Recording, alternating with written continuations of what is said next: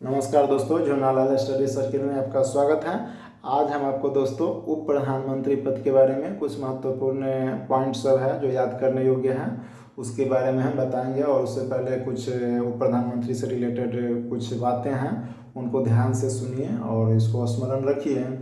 दोस्तों, उप प्रधानमंत्री के बारे में संविधान में कोई प्रावधान नहीं है। इसका जो नियुक्ति किया जाता है वो संवैधानिक प्रावधानों से हट करके किया जाता है। उप प्रधानमंत्री मुख्य रूप से जब प्रधानमंत्री विदेश दौरे पर रहते हैं या तबीयत खराब हो गया या किसी कारण से अपने कार्यों को करने में असहाय है या नहीं कर पाते हैं, तो वैसी स्थिति में उप प्रधानमंत्री प्रधानमंत्री के कार्यों को देखता है। लेकिन जब प्रधानमंत्री की मृत्यु हो जाए या वो अपने पद से त्याग पत्र दे दे, तो वैसी स्थिति में उप प्रधानमंत्री प्रधानमंत्री के रूप में कार्य नहीं करता है, बल्कि लोकसभा का विघटन हो जाता है।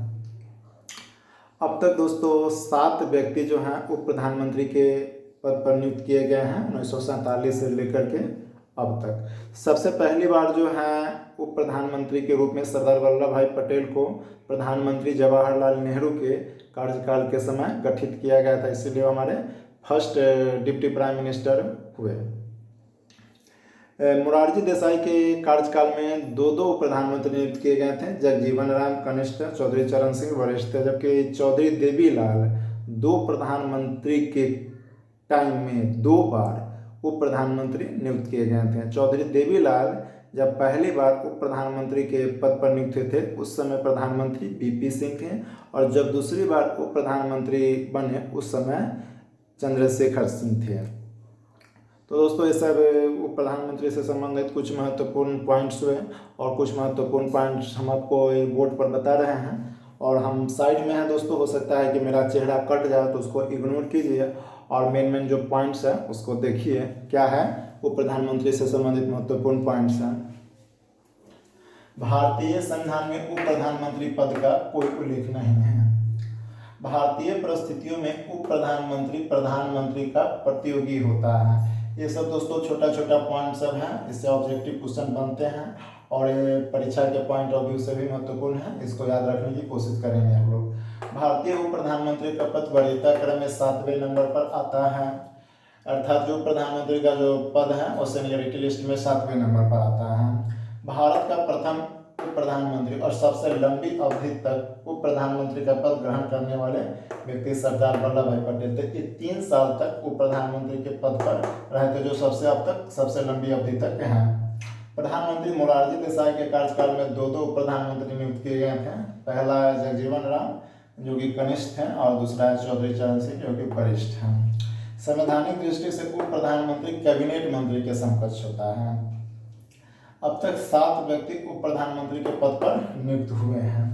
दोस्तों, जो 7 व्यक्ति हैं उप प्रधानमंत्री के पद पर नियुक्त हुए हैं 1947 से अब तक, उसको याद करने के लिए हमने एक छोटा सा सेंटेंस बना दिया है, जिसको आप याद करके और रिविजन कर करके वो 7 उप प्रधानमंत्री के नाम को आसानी से याद कर सकते हैं। दोस्तों, मेरा ट्रिक है पटादे राम चौधरी चौहान लाल लाल लाल। इसका मतलब देखिए, एक में है पटा, पटा का मतलब हुआ पटेल, पटेल से सरदार वल्लभ भाई पटेल, ये जो है पंडित जवाहरलाल नेहरू के टाइम में उप प्रधानमंत्री नियुक्त किए गए थे। दूसरा में है दे, दे का मतलब देसाई अर्थात मोरारजी देसाई, तो 2 में हो गया मोरारजी देसाई। ये जो है इंदिरा गांधी के कार्यकाल में उप प्रधानमंत्री नियुक्त किए गए थे। तीसरा और चौथा में देखिए, तीसरा में है राम, राम का मतलब जगजीवन राम, और चौथा में है चौधरी, तो चौधरी चरण सिंह।